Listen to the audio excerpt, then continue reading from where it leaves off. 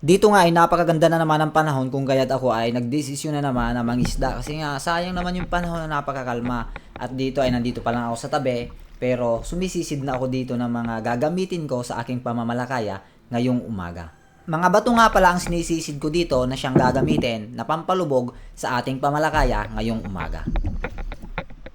At pagkatapos kong makumpleto yung mga bato na aking kailangan sa aking pamalakaya ay tinungo ko na agad yung laot kung saan ako nakakahuli ng mga maliliit na isda na aking kailangan sa aking panguhuli ng lapu-lapu.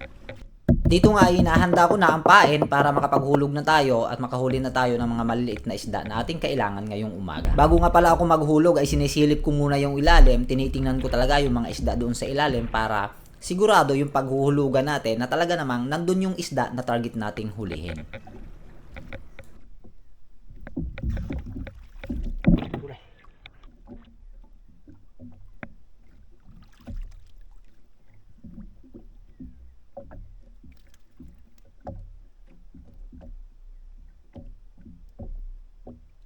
May dala nga pala akong plastic bottle na maraming butas-butas at dito natin nilalagay yung mga isda na nahuhuli natin at ibinababad natin dito sa dagat para hindi agad-agad namamatay at nanghihina yung mga isda na pain natin. Pagkatapos ko nga makahuli ng 6 na pirasong yawian ay agad-agad ko nang tinungo ang spot kung saan ako nakakahuli ng lapu-lapu. At dito nga ay tinatali na natin ang yawian sa bato at handa na natin itong ihulog. At magbabaka sakali tayo na magkaroon tayo ng isang malaking huli ngayong umaga. At dito ay hinulog ka na nga yung pain natin. At ang lalim nga pala ng ating pinangangawilan ngayong umaga ay nasa 30 di pala. Pagdating nga pala sa ilalim ng ating pain ay iangat lang natin ng konti para yung bato ay matanggal at maghiwalay doon sa pain. At mag-aantay tayo ng ilang sandali kung may kakagat dito sa ating paing isda.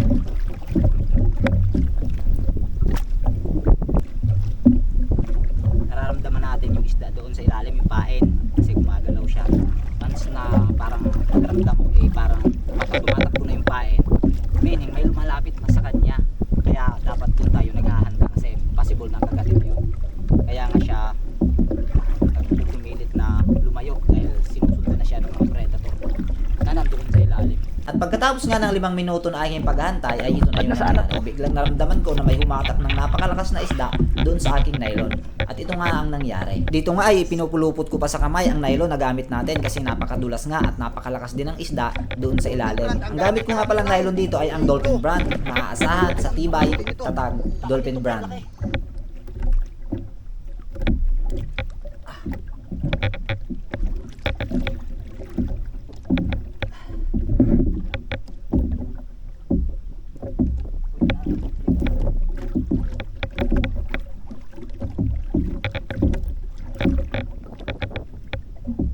Pangalawang sibad to, pangalawa yung una.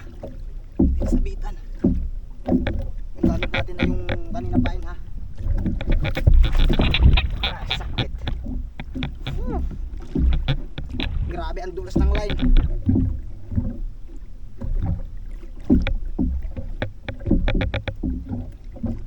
Sumanga. Ay malimango. Lupin. Lupin men, lupin. Yan, uliikot, uliikot. Yan, andyan na.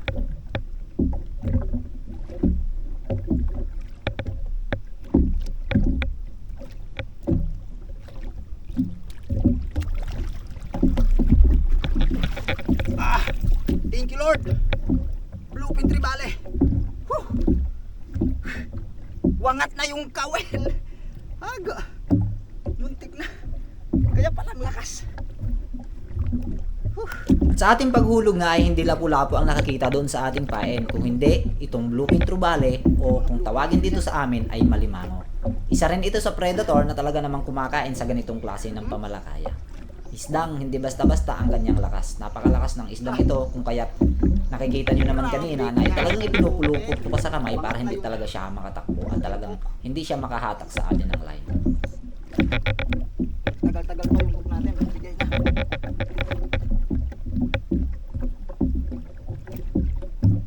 Yung hook natin oh.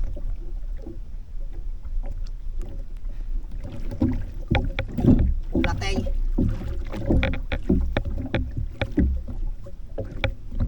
Oh, ang ganda ng kulay. Ang ganda ng kulay. Ah, Ang ganda ng kulay. Ah, aray. Tanggal.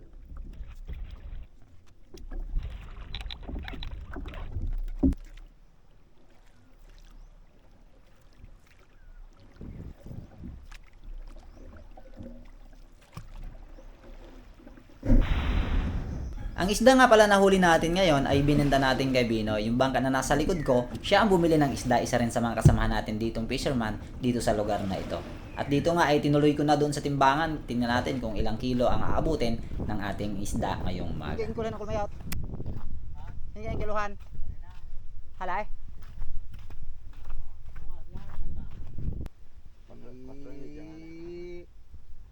Yeah, 4.5 pa yun. Kwarta.